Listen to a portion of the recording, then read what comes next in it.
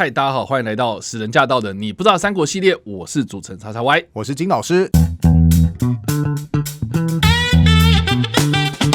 好的，欢迎回到我们节目。我们这一集要来聊聊的是《三国》这个电视剧的第29集。这一集呢，我们还是一样要来聊聊的是官渡之战。那官渡之战呢，我们这一系列的节目已经做了第3集了。我们第1集是介绍了有关于官渡之战的背景嘛，袁绍主攻，那曹操主守啊。第2集我们介绍的是局势呢陷入了双方僵持的状态。那我们也顺便带到了袁绍底下的军师田丰的故事。那这一集我们要介绍什么呢？故事讲到这里呢，其实有一个非常非常大的逆转。当中的这个关键人物呢，就是许攸这个角色。那许攸到底是何许人也？他到底做了什么事情呢？我们就把时间交给金老师喽。好，那我们接续官渡之战。前面讲到嘛，袁绍动用过什么高台射箭啊，是挖地道啊，都不成功嘛，所以双方才陷入到对峙局面嘛。那过程当中，双方还有不断的去抄截对方的后路。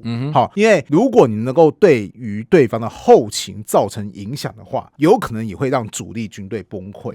那双方对峙一段时间之后呢，谁撑不住呢？反而是曹操先撑不住了。这边真的要感慨，可见两个势力双方的国力差别有多大。你看袁绍派遣的军队是曹操的好几倍以上，结果没想到反而是曹操，你明明是主场作战，而且你的人数还比较少，结果是你自己喊出来说，我真的粮食不够了，我受不了了，受不了了。可以看得出来，袁绍的势力真的远胜过曹操。那眼看撑不住了，曹操其实有曾经写信给镇守在许昌或者叫许都啊，反正就是这个地名啊，主要军师荀彧说，我真的受不了了哈，我想要撤退。结果荀彧立刻回信说，你无论如何必须给盯住。大概用意是说，你这时候撤退，军心就立刻散掉。现在大家苦苦支撑嘛，你如果承认我真的打不赢，就算你能够退到许都，其他人难道还会继续追随你吗？所以你要做给他人看，就是不管怎么样，就是这个时候我不会退。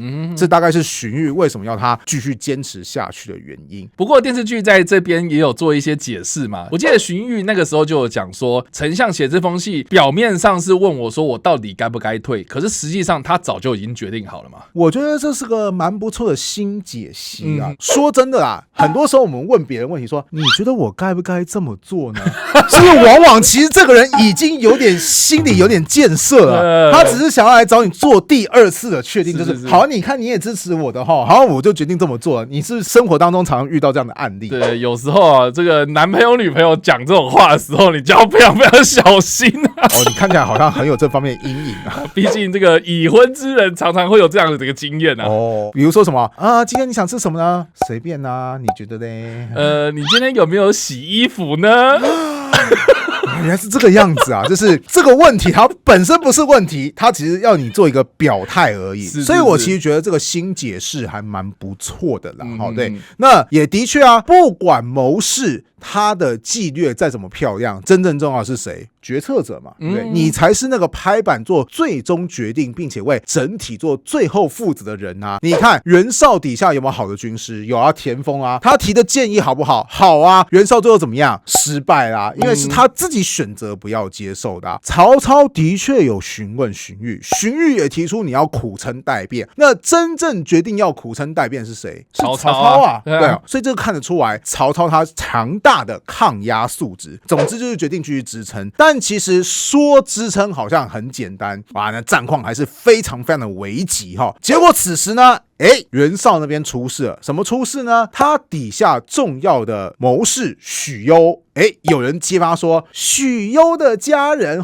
在河北那边贪污啊。那袁绍就说，好啊，老兄，不好好做事情，还想办法增加你的灰色收入，你这个家伙所以袁绍对许攸就有一些问责的意思。不要忘记田丰给予袁绍的批评是什么？就是这个人外表宽厚，内心猜忌很重的外表宽厚都可能内心猜忌了，何况这时候袁绍都已经跟许攸讲说，你没事搞什么灰色收入，你给我注意一点哦。他都没有跟你在演啊，他是不是内心其实已经超级火大了？是啊，所以许攸就觉得说，哎呀，此地不宜久留哈。正好许攸其实跟曹操也算是有旧友认识的关系。那至于这个关系怎么来的，下一集再跟大家讲。总之，我们先继续专注在官渡之战，许攸就叛逃到曹操那边去。那根据《曹瞒传》这个史料记载，两人见面的画面可以说是非常非常的生动。《曹瞒传》的原文是这么说的：公闻攸来，这个公就是曹操，攸就是许攸，显出迎之。什么叫显？就是说光着脚丫子就跑出去了。因为以前古代人，你起码要穿袜子嘛，要穿鞋的嘛。结果一听到许攸来啊，光着脚丫子就出去，代表说非常非常的雀跃，好，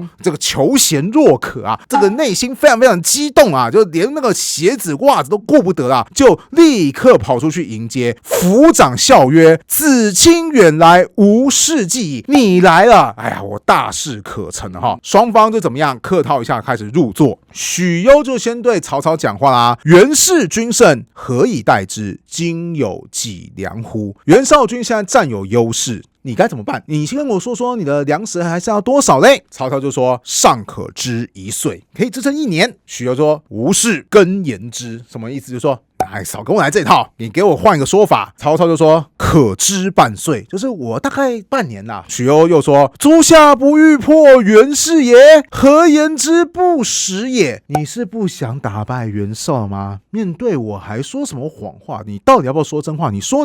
曹操就说了：“相言细之啊，刚刚是说着玩啊，其实可1月，我该怎么办？就是我跟你说实话，最多就撑这1个月啦。你说我应该怎么办呢？”哇，这一段我记得在电视剧里面有呈现非常非常生动的描述啦，是因为他也忠实还原了曹操他没有穿鞋子，然后就跑出来迎接许攸嘛，很开心呐，而且旁边的那些随从啊，就还说丞相穿鞋啊，非常非常的有趣啊。那你刚刚讲到的这一段呢，我记得电视剧也有提到说，两个人双方对话的时候呢，许攸就问说，曹操你到底还可以撑多久？曹操一开始是说我可以撑1个月嘛，那许攸当然就回答说，你不要跟我说假话啦，跟我说实话。他说10天呐。最后面的许攸又讲说，你不要再给我骗哦，你就给我骗2次哦。他说没有啦，其实到明天就没有了。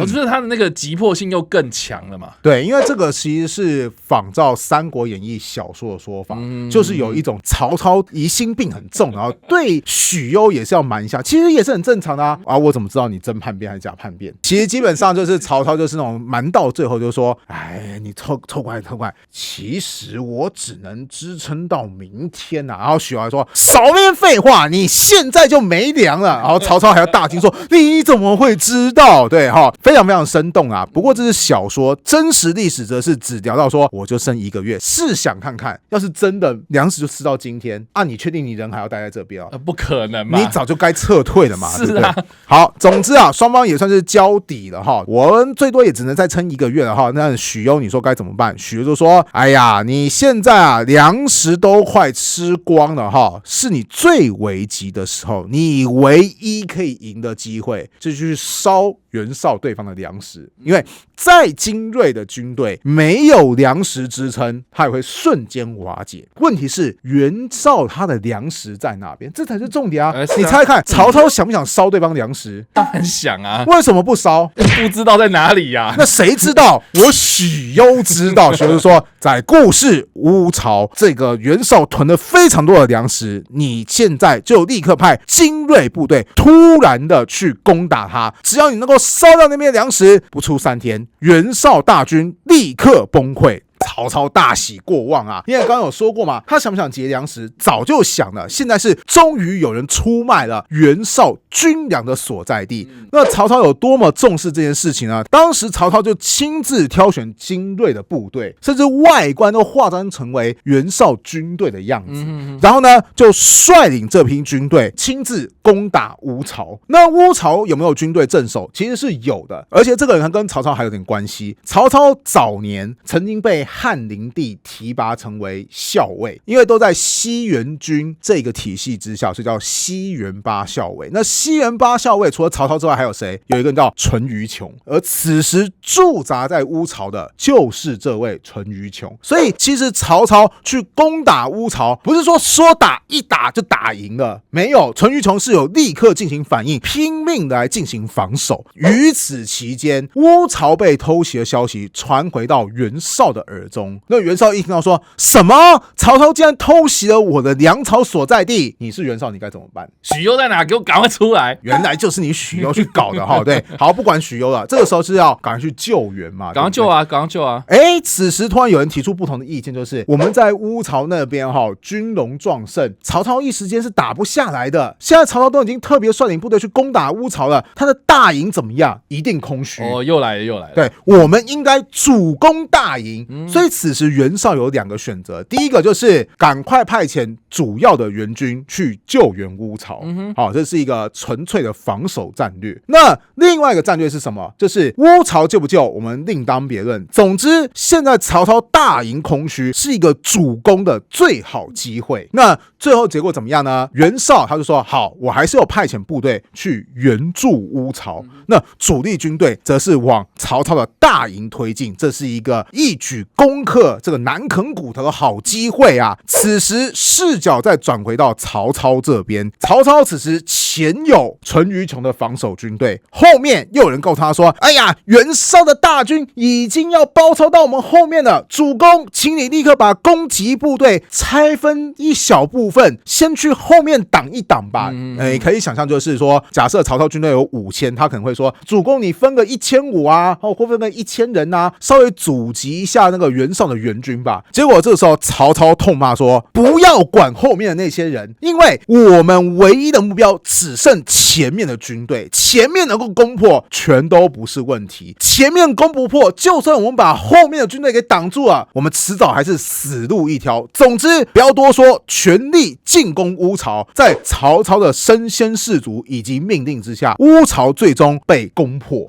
好，那袁绍大批的粮食就被烧掉。果然事情的发展就如同许攸所说的，乌巢被烧，粮食尽毁的消息传回到袁绍的军中时候，袁绍军中立刻士气涣散，包含主要进攻曹操大营的部队，当时是有2个人率领，一个人叫张合，这个人是后来曹魏著名的名将，以后我们还会重点提到他。另外一个叫高览。总之这2个人算是袁绍底下的大将，正在率领部队不断冲击曹操的大营。结果此时呢，他们一来先听到说什么后方粮食被烧啦，哇，这是重大的危机啊。另外一方面又听到别人告诉他们说，有其他的军师在袁绍前面诋毁你们说，为什么那个大营一直攻不下来？一定是那个张合跟那个高览跟那个曹操有勾结啊。好，所以你看，不然的话，曹操的军队已经那么虚弱了，为什么他们用优势兵力还攻不下来呢？哇，此时张合就觉得说，惨哦，跳到黄河都洗不清了我现在是真的没攻下来嘛，对不对？如果我这时候立刻撤回去见袁绍，那猜看下场是什么呢？哇，袁绍应该又要听信这些妖言惑众的东西对嘛？人家外宽内忌嘛，对不对？好，算了，我投降。于是张合跟高览就率领精锐部队，竟然直接跟曹操的大营投降了。OK， 哇，这一来一往真是损失太严重了。袁绍的部队开始逐渐的分崩离析，最后袁绍只能率领的极少数的部队撤回到黄河的北岸去。官渡之战就在这个偷袭乌巢的戏剧性的扭转之下，袁绍大败，曹操大胜。不过我还蛮想问说，那经过了刚刚我们所说的描述，官渡之战在最后的结局是袁绍惨败嘛？是。那袁绍惨败之后，他毕竟还是一个北方霸主啊。对。那他接下来应该就回到他的北方老家就好啦。是。那其实后来曹操的谋士就有建议曹操说，你应该在乘胜追击，就是这次换你主动渡过黄河去攻打袁绍了。于是在官渡之战的隔年又爆发所谓的仓亭之战。注意仓亭这个时候就已经换成是曹操主攻，袁绍主守。那其实仓亭之战历史对他的详细描述非常非常少，只知道最后结果是怎么样，曹操再度获得了胜利。袁绍连续吃了这2场败仗之后，当时河北很多地区就开始陷入到叛乱状态，应该会觉得说，哎呀，本来的主公不行的嘛，对不对？我们应该改换姓曹才对了哈。那袁绍在仓亭之战的隔年，不断的率领军队去平定各地的叛乱，最终他就因为操劳过度，也不知道是不是因为那个心理打击过大，会想说，本来应该是我获得胜利了，怎么就变成这个样子呢？总之，不管是心理因素还是操劳过度，他后来在官渡之战的2年之后就吐血身亡了。哇，这一段好像电视剧也有完美的呈现出来啊！是，但电视剧呈现的太快，他感觉起来不是2年，好像是2天之后他就吐血身亡，所以他就骑马骑到了西边，然后就吐血了。是，我觉得这太快，但是也可以理解，因为比这个快的还有哈。你不会好奇袁绍死后，难道曹操就一口气取得河北的江山了吗？这个也是我蛮好奇想问的，因为毕竟袁绍他过世之后，他还有儿子啊。对，没有错。很多人会说袁绍不是没有才能哦，你要想想看，在一开始袁绍其实他的军威国力都比曹操还要更加强盛。一个没有能力的人，他能够成为河北的霸主吗？他一定有他的能力嘛，只是他命中遇到的克星就是比他更强大的曹操。那曹操比他强大的地方，或者是说袁绍不如曹操的地方，除了可能谋略不如或是用人不如之外，他最大的错误是什么？就是他生前没有立下一个确切的接班人。袁绍有主要3个儿子，长子叫做袁谭，二儿子叫做袁熙，三儿子叫做袁尚。本来应该是谁接班？嫡长子啊，对啊，袁谭接班嘛，对不对？但是就不知道为什么这个袁绍后来渐渐的不喜欢袁谭，所以他用一种方式剥夺了袁谭的继承权，就是说，哎呀，我有那个亲戚啊，没有小孩哈，我把那个袁谭哈过继给这个亲戚吧，就是这个儿子送给你们了哈，他以后实际上是你们的儿子了哈。袁谭等于说，虽然实际亲生父亲是袁绍，但他的名义父亲就此换人了，也就是他的继承权被剥夺掉了。好了，长子继承权被剥夺掉了，那应该换谁？那就第2个啦。那就第2个啊。袁绍奇怪就在这个地方啊，就是他竟然也跳过了二儿子，直接就觉得说，我比较喜欢袁尚，看得出来他都比较宠爱小儿子。像最初他放弃偷袭许都，也是因为说啊，我的小儿子生病了，我好难过啊。不知道为什么，好像越小的儿子他越疼爱，所以袁谭跟袁熙都有被外放出去镇守地方。袁尚则是随时被他携带在身边。你要知道，你离权力越近，就代表说权力越眷顾你啊。就好像很多人会说，一个机构当中的实权派是谁？是老板之外就是秘书。为什么？因为秘书就离老板那么近嘛，他离这个权力的更新代换的速度是最快的嘛，对不对？或是有人讲说，实际在做事的就是那个副手嘛。对，总之不管怎么样，袁尚就因为离袁绍很近，所以等到袁绍算是蛮突然过世的。因为刚刚有说嘛，他其实身体状况垮得很快嘛，对不对？吐血而亡啊，没错。所以在他可能没有交接的很清楚的情况下，总之到最后，居然是3儿子袁尚取得了主要的权力。